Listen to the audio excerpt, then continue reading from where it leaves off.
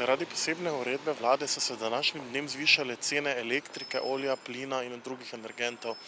Naključno mimoidoče smo v Mariboru povprašali, če imajo kak dober nasvet, kako obdržati račune za energente na čim nižji ravni. Zdaj glede varčevanja, zdaj tako težko, edino če se ne bi kuril ali pa da se ne bi vozil, to bi lahko privarčeval. Sonce izkoriščajmo. Sončno energijo, ja, samo to pri nas še ne dovolijo teh sončnih celic, pa to ne, da bi si po hiši naredil gor, pa to ne vem. Kako se sicer vidva ogrevata? Z drvami. Na plin. Pa z alkoholom. Manj kuriti, Tudi če je mrzlo? tudi če je mrzlo, Na kak način se sicer vi ogrevate? s plinom.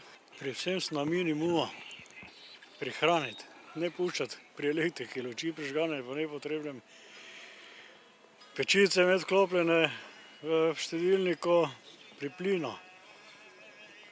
Pri kuhanju pač se nastavi, za primerno posodo na minimum. Pri čem ste že rekli? Tudi konec koncev gorivo bo šlo gor, oziroma je šlo. Gorivo.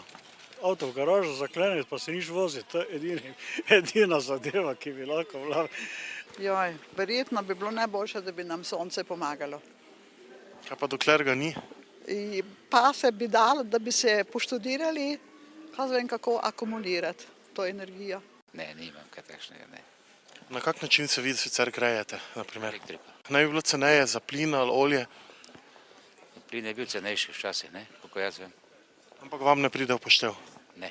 Pri gretju, takrat, da se zrači pravilno zrači in potem, da se pač vsaka okna si kupiš, energetsko varčna, pa tudi vrata, da ni prepiha pa take stvari. Da se prišparati, samo ljudje malo bolj morajo razmisliti.